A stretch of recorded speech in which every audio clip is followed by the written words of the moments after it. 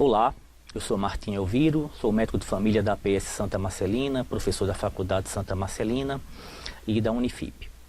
Tenho uma imensa responsabilidade de discutir com todos os colegas da atenção primária o papel da atenção primária, da estratégia de saúde da família frente à epidemia do Covid na perspectiva do Ministério da Saúde.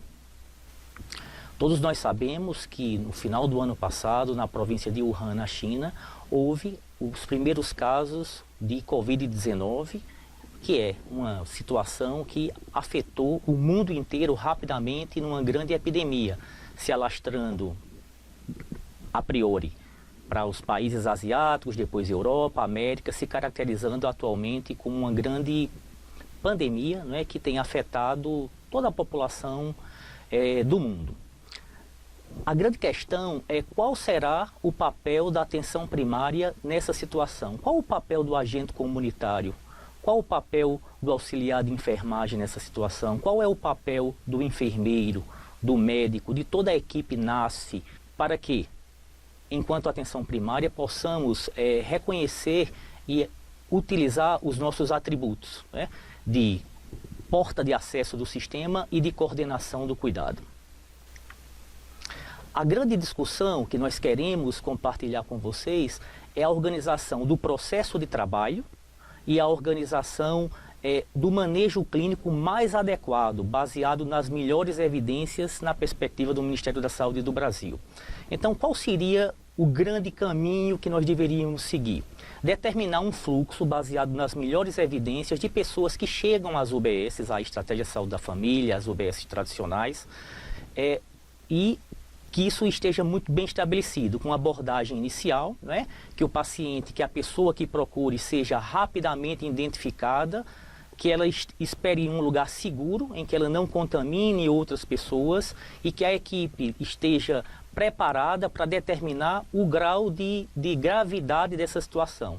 Trata-se de um resfriado comum, trata-se de uma síndrome gripal, pode haver uma evolução já nesse primeiro momento para uma síndrome respiratória aguda grave ou mesmo um choque séptico.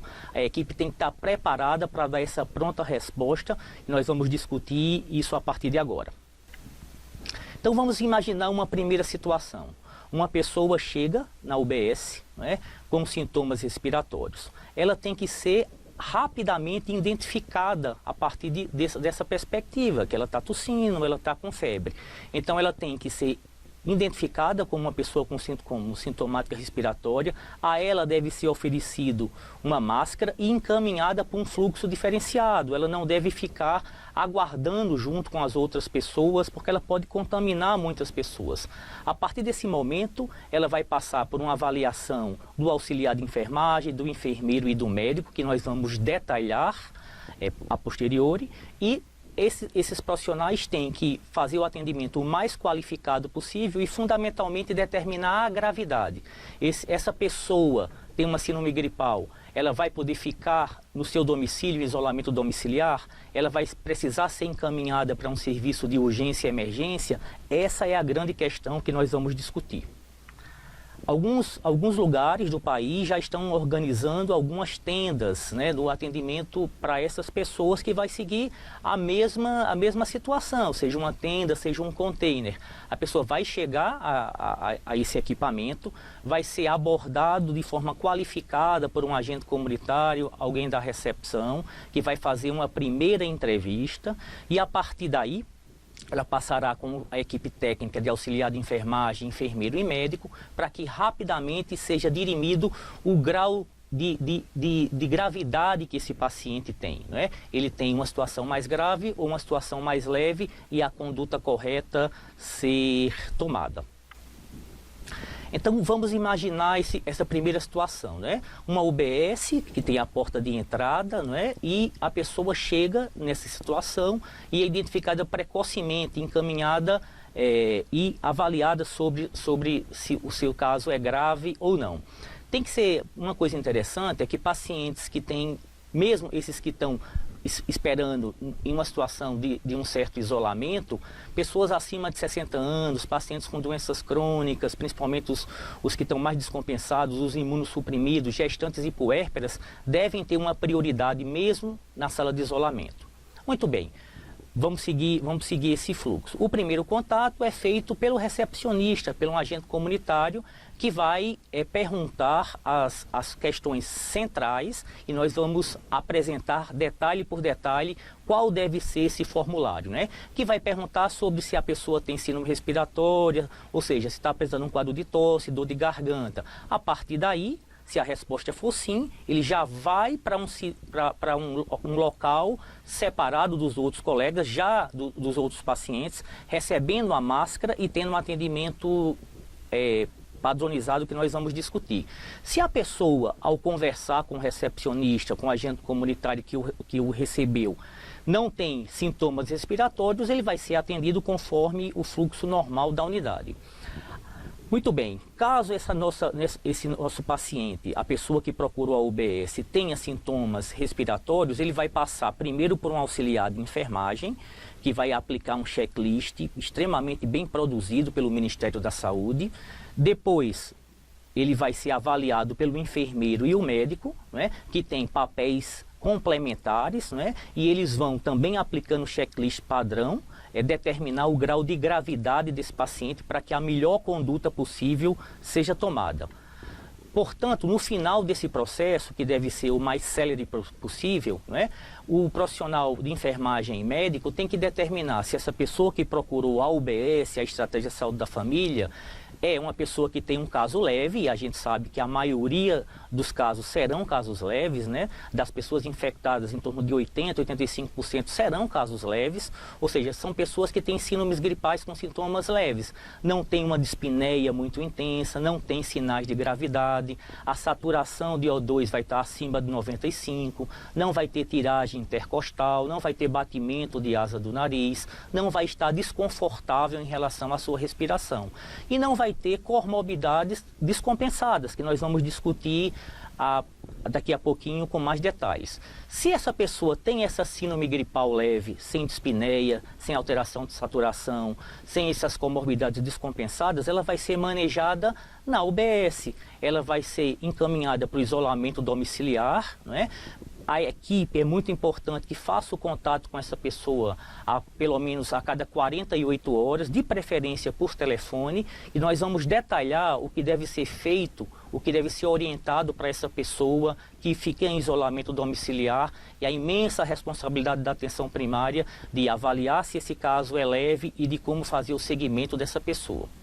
Caso o paciente, a pessoa que procurou, seja um caso grave, logicamente, a atenção primária, né, como seu papel de ser a porta de entrada do sistema e coordenadora do cuidado, vai encaminhar para o centro de referência e atenção especializada. Quem é o caso grave que nos procura?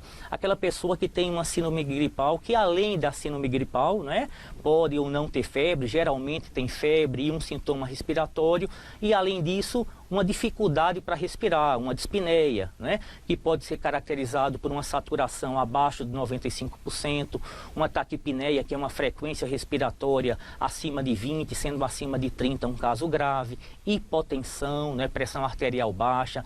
Lembrar que essas pessoas têm uma pneumonia, e o próprio protocolo da pneumonia comunitária leva essas questões em voga, né?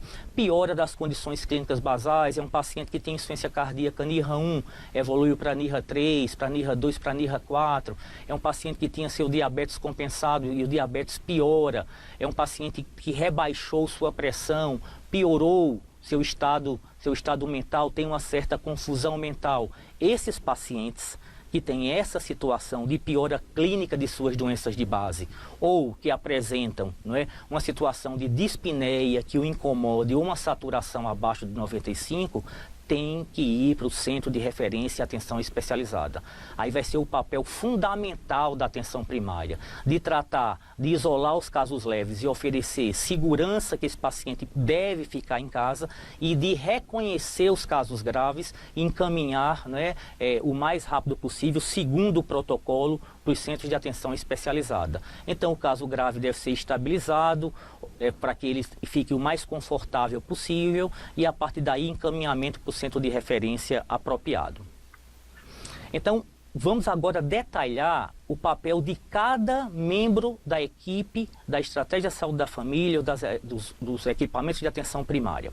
Então, quando eu chego na UBS, né, com sintomas respiratórios, eu devo ser abordado por alguém da recepção ou um agente comunitário que vai ver minha identificação básica e vai perguntar qual é o motivo da procura que eu estou indo na UBS, né? A partir daí, se houver, como essa queixa, o motivo da procura, alguma situação que tem tosse, dor de garganta, desconforto, automaticamente essa pessoa da recepção já vai marcar sim nesse checklist e vai oferecer a máscara para esse paciente não contaminar as outras pessoas, máscara cirúrgica, e a partir daí essa pessoa ela vai ser encaminhada para a equipe de enfermagem e médica para que os próximos passos sejam dados. Então, esse primeiro papel é fundamental, né, que isso seja feito com celeridade, sem pavor, respeitando a pessoa, né, e oferecendo e com tranquilidade, avaliando o motivo da consulta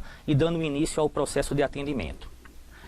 O técnico de enfermagem tem um papel também fundamental, né, é de avaliar, ratificar o motivo da consulta e começar a colher os parâmetros fundamentais de gravidade, que vai subsidiar o enfermeiro e o médico para a tomada da conduta adequada. Então, a avaliação dos sinais vitais, pela temperatura axilar, a frequência cardíaca, que num paciente grave está aumentado, a frequência respiratória, que num paciente grave vai estar aumentado, a saturação de oximetria, o oxímetro, que vai mostrar uma saturação abaixo de 95%, e uma pressão arterial baixa. Isso são sintomas de gravidade.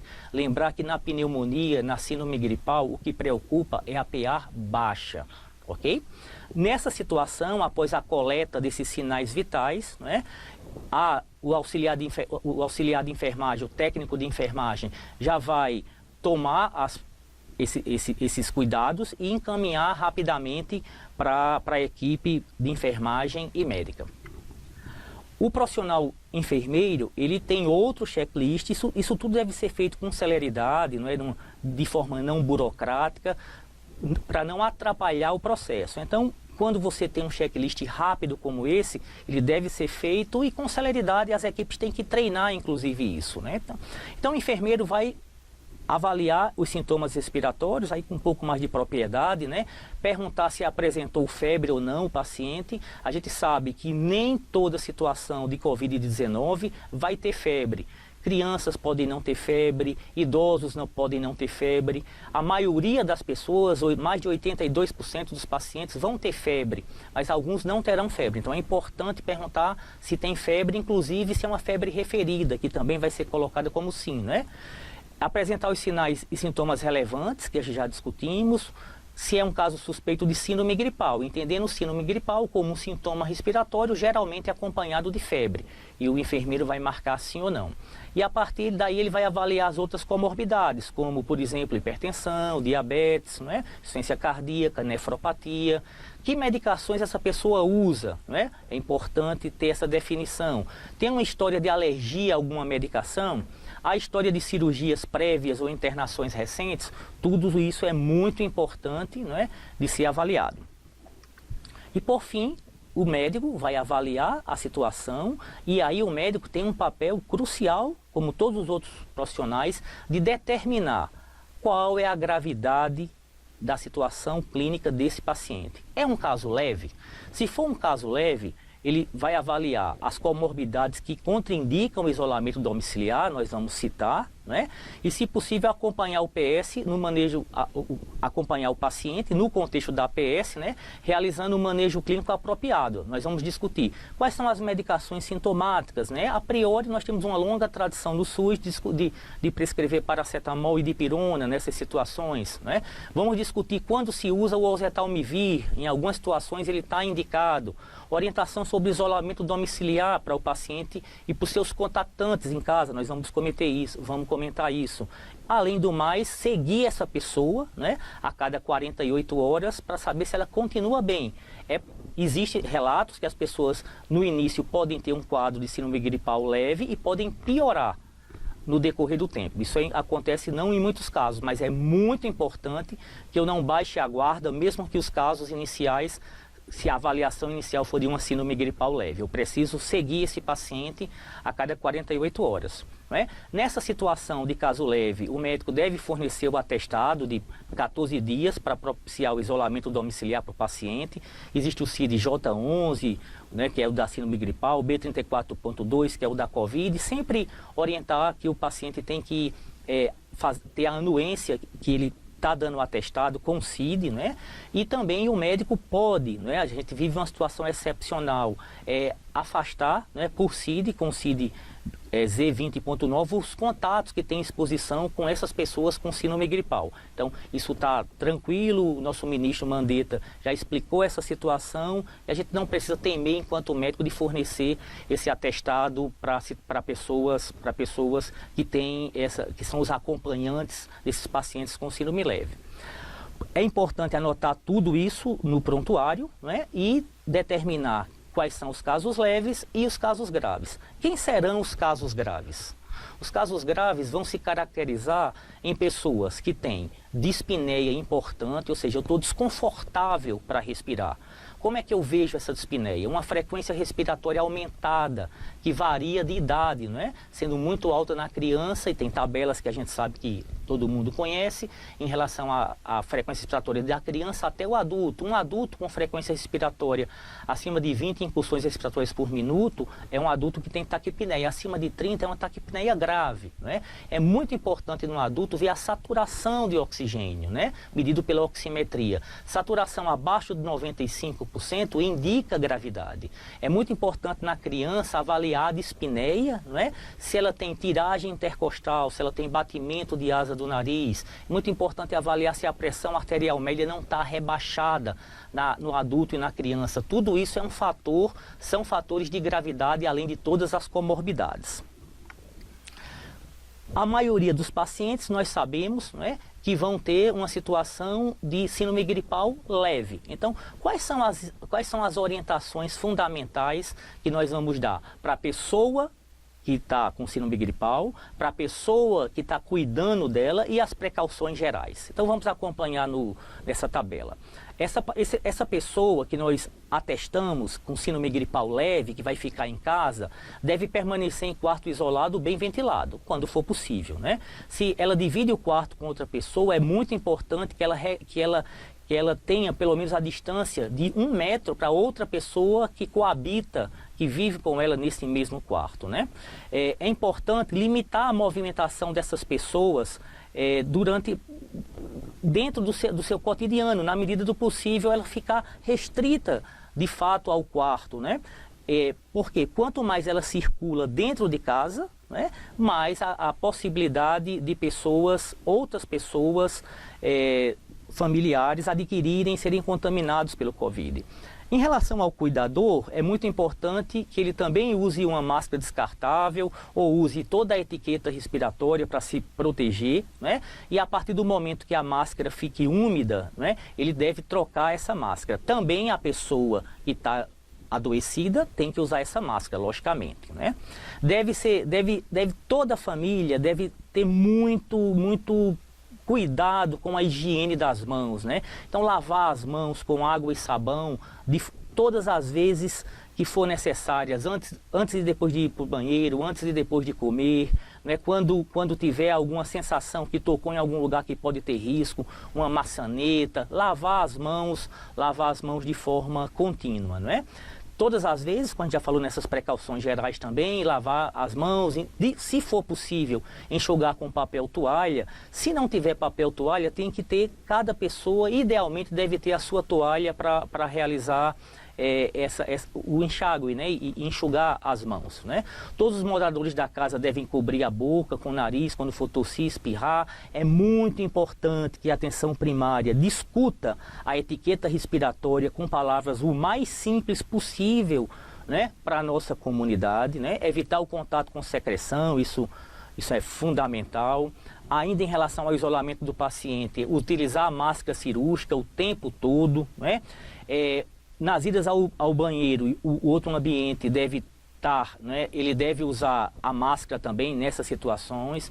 Como a gente já disse, realizar a higiene frequentemente das mãos com água e sabão ou álcool e gel. Água e sabão é melhor que o álcool e gel. O álcool e gel é uma medida complementar que é importante, é muito relevante, mas a água e sabão é o preferível, né? Especialmente a pessoa que está adoecida, quando for comer, quando for cozinhar, quando for ir ao banheiro. A gente sabe que as secreções também podem transmitir. Então, quando for dar descarga, baixar a tampa, né, do vaso sanitário, tudo isso é importante. Não pode haver visitas a esse doente, né? Não é uma situação que a pessoa está com síndrome gripal, está de férias. Ela não está numa situação normal. A gente está vivendo uma situação de muito risco para o Brasil inteiro. Então, essa pessoa que está em casa, que foi o profissional que pela atenção primária foi isolado, ela tem que ficar em casa restrita ao leito. Então você tem que falar de forma enfática que ela tem responsabilidade sanitária em relação a isso, ok? Os cuidadores, né, terem os mesmos cuidados em relação ao uso do sabão e do papel toalha, né? Caso alguém do domicílio apresentar sintomas, eu posso ter sintomas e imediatamente procurar, né, o serviço de atenção primária para ser avaliado a partir da gravidade. Nas precauções gerais, intensificar a limpeza dos ambientes, né, usando detergentes comuns, alvejantes, tentar lavar as roupas das pessoas e camas, né, com sabão comum. Uma outra dica interessante é que a própria pessoa, se for possível, troque sua roupa de cama, que evite que outras pessoas tenham contato com a sua roupa de cama. Para exemplificar, vamos pensar em algumas situações do cotidiano que podem elucidar, né, como a gente vai lidar com essas situações desafiadoras na atenção primária. Então vamos pensar numa senhora que nós chamamos de Maria de Fátima, 48 anos, que compareceu à unidade de saúde da família preocupada com a sua saúde.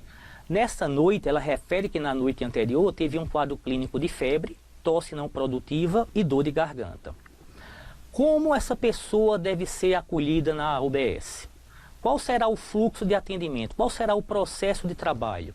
Qual é o papel da recepção, do agente comunitário? Qual o papel do auxiliar de enfermagem? Qual o papel do enfermeiro? Qual o papel do médico frente a essa pessoa que chegou com essa clínica? O acolhimento, logicamente, como tudo que a gente já discutiu, deve ser o mais ágil possível, evitando o contato dessa pessoa com os demais pacientes. Oferecer a máscara, deixar ela num canto em algum grau de isolamento, né? E é fundamental que cada pessoa que trabalha na atenção primária, agente comunitário, enfermeiro, auxiliar de enfermagem, médico, NASF, que estejam envolvidos nessa situação, reforçando o seu papel de porta de entrada e de coordenador do cuidado da atenção primária. Então, vamos reforçar o que cada um, na perspectiva do Ministério da Saúde, deve fazer para ajudar essa pessoa que nos procurou com síndrome gripal. Então, a recepção, o agente comunitário vai identificar a pessoa, procurar entender o motivo da consulta e, se for uma situação de síndrome respiratória, anotar, né? Colocar sim nesse formulário e encaminhar para que os profissionais atendam. Essa pessoa, nesse momento, já deve receber a máscara cirúrgica e ser atendida e ser encaminhada para o local em que, com um certo resguardo, as pessoas vão estar separadas das outras pessoas que estão lá por outros motivos na UBS. O técnico de enfermagem, como nós já discutimos, deve medir, né, os sinais vitais, temperatura, frequência cardíaca, frequência respiratória, oximetria, pressão arterial. E é muito importante que a gente veja que após o atendimento tem que ser garantido a limpeza desse material para que o nosso instrumental, né, do enfermeiro, do médico, não seja um veículo de propagação da doença. A partir da avaliação desses sinais vitais, né, o técnico de enfermagem vai encaminhar ao profissional de enfermagem que vai avaliar, né, os sintomas respiratórios, né, ver a presença de febre ou não. A gente sabe que a febre geralmente está presente, mas a falta de febre não exclui síndrome gripal e não exclui Covid. Os sinais e sintomas mais relevantes, né, a notificação em relação a que comorbidades esse paciente tem, quais as medicações que ele usa, se ele tem alergia a alguma medicação, história prévia de cirurgia, e a partir daí encaminhar esse paciente para o profissional médico que vai ter o papel de dizer: essa pessoa que procurou a UBS é um caso grave?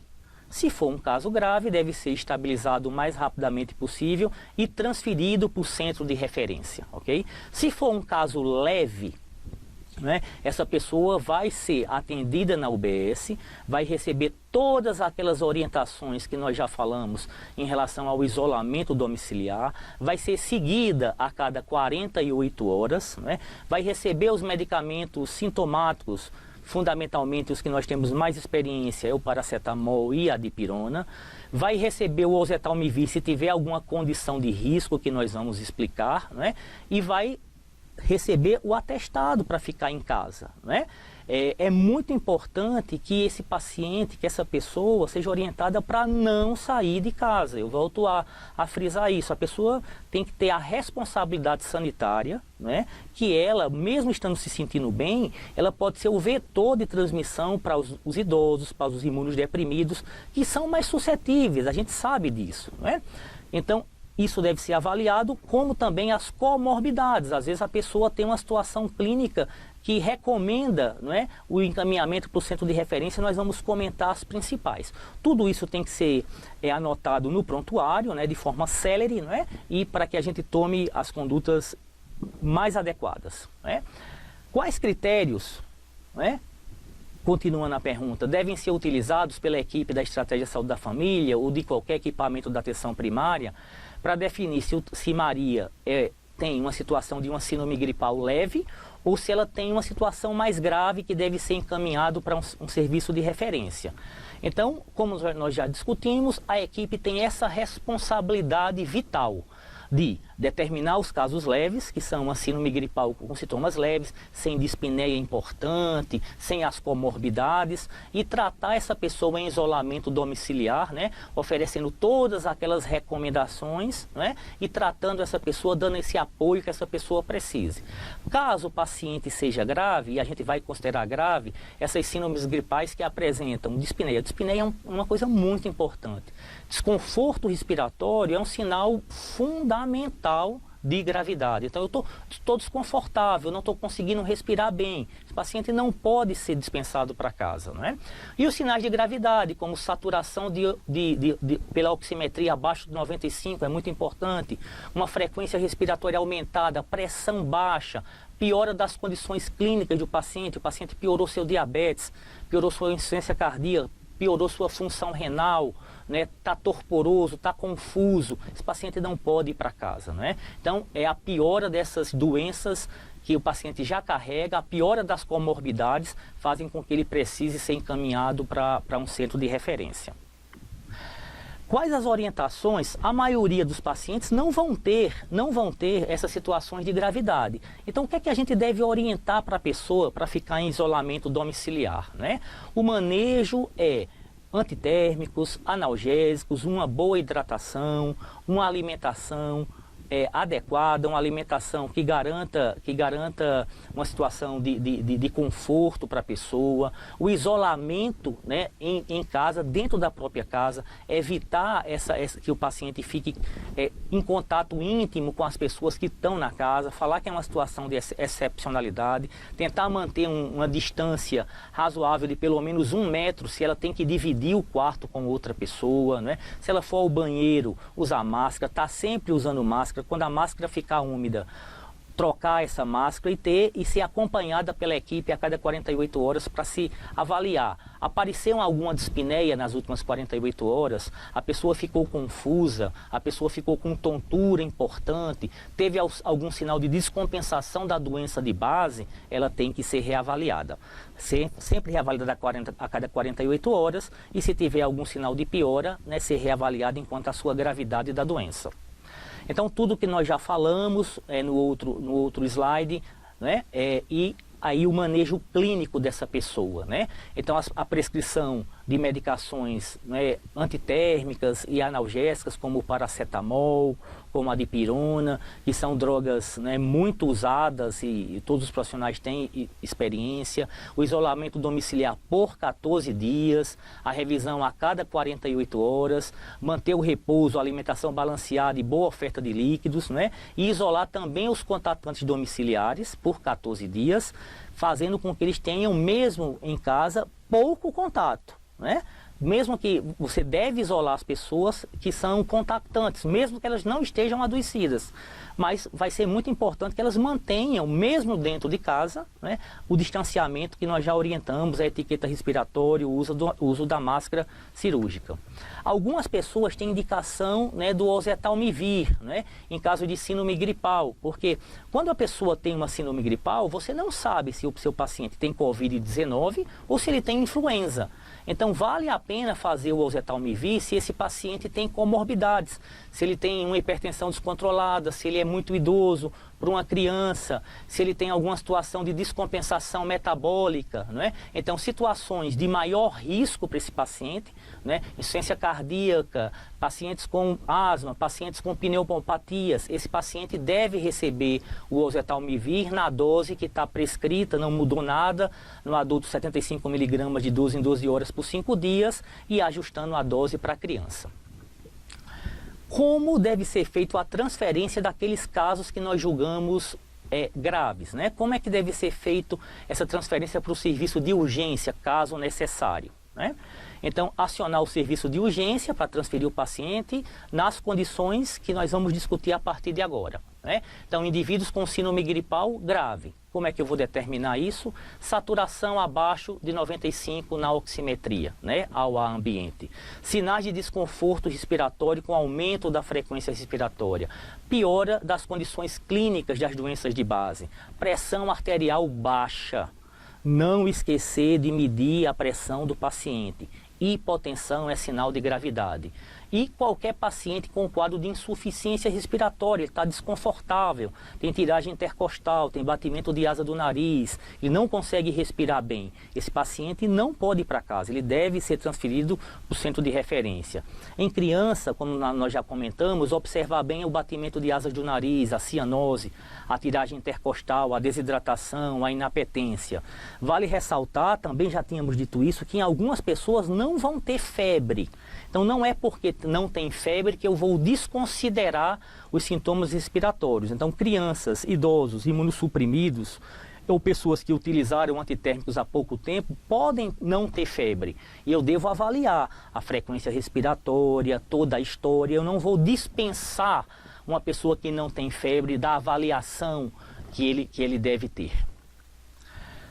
Resumindo, centros de referência e atenção especializada para pessoas que têm síndrome gripal que apresentam dispneia ou sintomas de gravidade e comorbidades que contraindicam o isolamento domiciliar.